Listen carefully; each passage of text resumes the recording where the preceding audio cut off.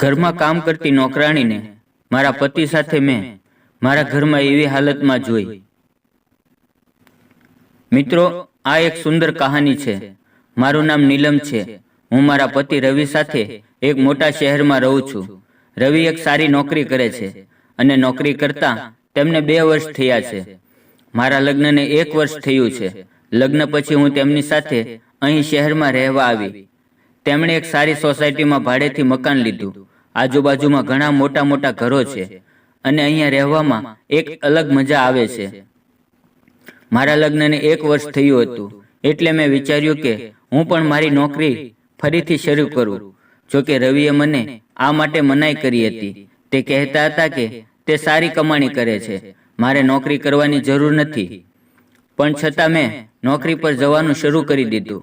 નોકરી સાથે સાથે ઘરકામમાં થોડી મુશ્કેલી થઈ રહી હતી એટલે મેં વિચાર્યું કે ઘરમાં કામ કરવા માટે એક નોકરાણી રાખી લઈએ. મોટા શહેરોમાં સારી નોકરાણી ગોતવી થોડું મુશ્કેલ હોય છે. કોઈ નોકરાણી ઉપર તરત વિશ્વાસ ન કરી શકાય. અમારી સોસાયટીમાં ઘણા ઘરમાં નોકરાણી કામ કરવા આવતી હતી. મેં સોસાયટીમાં શોધખોળ કરી અને આજુબાજુના ઘરમાં કામ કરતી નોકરાણીઓ સાથે વાત કરી, પણ કોઈ નોકરાણી વધારે કામ લેવા માટે તૈયાર ન હતી. તેથી દરેકે મને ના પાડી દીધી. મેં આ વાત મારા પતિને કહી અને તેમણે મેં નોકરાણી ગોતવા માટે કહ્યું. રવિએ કહ્યું કે તે કંઈક મેળો કરશે. થોડા દિવસો પછી તેમણે ઘર પર કામ કરવા માટે એક નોકરાણી રાખી. મારા પતિ તેને પહેલેથી જ જાણતા હતા. લગ્ન પહેલાં મારા પતિ ત્યાંથી પોતાના માટે ખાવાનું મંગાવતા હતા. તેનું નામ રાખી હતું. તે 32 વર્ષની હતી. મને ખૂબ આનંદ થયો. હવે હું મારી નોકરી આરામથી કરી શકતી હતી. સવાર અને સાંજની રસોઈ કરવાની કોઈ ઝંઝટ નહોતી. ઘરમાં એક નોકરાણી આવી ગઈ હતી જે સારું ખાવાનું બનાવતી હતી.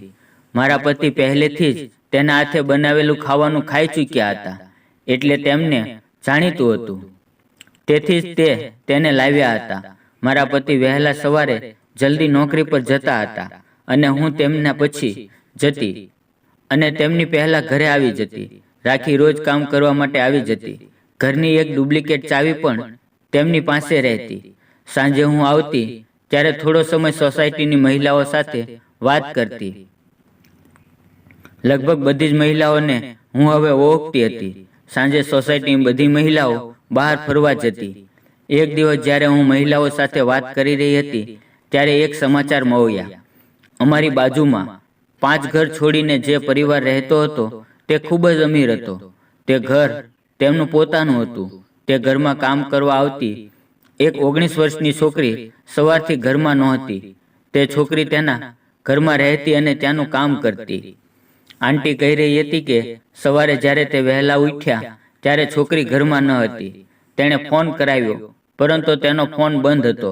સોસાયટીમાં કોઈએ તેને જતા જોઈ નથી.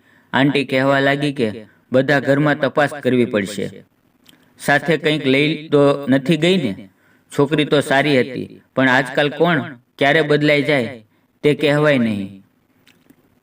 મારી પણ તેની છોકરી સાથે મુલાકાત થઈ હતી. સારી છોકરી હતી, મીઠા સ્વભાવની હતી. એટલું જ હું તેની વિશે જાણતી હતી. વાતચીત કર્યા પછી હું ઘરે આવી. મારા પતિ 8 પછી આવતા પણ આજે તેમની ગાડી ઘરની બહાર જ દેખાણી. તે આજે એટલા વહેલા કેમ આવી ગયા? વિચાર કરતા હું દરવાજા તરફ જતી હતી. મેં મારી ચાવીથી દરવાજો ખોલવાનો પ્રયત્ન કર્યો પણ તે ખુલ્યો નહીં કારણ કે તે અંદરથી બંધ હતો. મેં ડોરબેલ વગાડી અને થોડીવાર ઊભી રહી છતાં પણ દરવાજો ખુલ્યો નહીં. થોડીક વાર પછી મારા પતિએ દરવાજો ખોલ્યો. રવિએ કહ્યું, તું આવી ગઈ? તેમના ચહેરા પર એક અજબ ડર હતો. મેં પૂછ્યું, શું થયું? તમે એટલા બધા ડરેલા કેમ લાગો છો? તેણે જવાબ આપ્યો, કંઈ નહીં, હું નાહી રહ્યો હતો તેથી દરવાજો અંદરથી બંધ કરી દીધો હતો. ડોરબેલનો અવાજ કાન સુધી આવ્યો નહીં. તેમની વાત સાંભળી હું બેડરૂમમાં ગઈ. સવારથી બહાર હતી તેથી મને ખૂબ જ થાક લાગ્યો હતો. બેડરૂમનો દરવાજો બંધ કરવાનું હું ભૂલી ગઈ તેથી તે પવનથી હલતો હતો. દરવાજો ખુલ્લો હતો. મારા બેડરૂમના અરીસામાંથી અમારા હોલના બાથરૂમનો ભાગ દેખાય છે. હું અરીસાની સામે ઊભી હતી અને મારો મેકઅપ ઉતારી રહી હતી. મને અચાનક તે છોકરી અરીસામાં દેખાય અને તે અમારા હોલના બાથરૂમમાં હતી. મારા પતિ પણ તે બાથરૂમમાં ગયા જ્યાં તે છોકરી પહેલેથી જ અંદર હતી. આ બધું જોઈને મને વિશ્વાસ જ ન થયો. અચાનક પવનના કારણે મારા બેડરૂમનો દરવાજો બંધ થઈ ગયો. હવે હું બહાર કંઈ જોઈ શકતી નહોતી. હું મારા માથા પર હાથ મૂકી બેડ પર બેસી ગઈ. હું વિચારી રહી હતી કે બહાર જઈને જોઉં કે જે કંઈ મેં જોયું તે બધું સાચું છે કે ખોટું. ધીમે ધીમે મેં બેડરૂમના દરવાજો ખોલવાનો પ્રયાસ કર્યો. જ્યારે મેં દરવાજો ખોલ્યો તો બાથરૂમનો દરવાજો ખુલ્લો હતો, પરંતુ મારા પતિ અને તે છોકરી ત્યાં નહોતા. મારી સ્થિતિ ખરાબ હતી. હું તમને સમજાવી પણ શકતી નથી. હું વિચારતી હતી કે મારા પતિ તે છોકરીને કેવી રીતે ઓળખે છે અને તે છોકરી મારા પતિ રવિ સાથે શું કરી રહી હતી અને હવે મારા પતિ તેને લઈને ક્યાં ગયા છે. મેં વિચાર્યું કે હું તેને ફોન કરું. મેં તરત જ ફોન કર્યો. તેણે થોડા સમયમાં ફોન ઉઠાવ્યો. મારા કંઈ પણ પૂછ્યા પહેલાં તેણે કહ્યું કે મારે થોડું કામ આવી ગયું છે, હું થોડી વાર પછી આવીશ.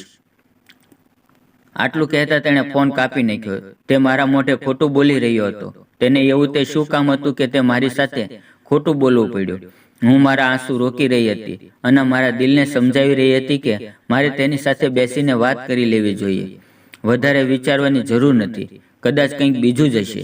પણ મારા મનમાં એક જ વિચાર હતો કે મેં તે છોકરીને અરીસામાં જોઈ હતી.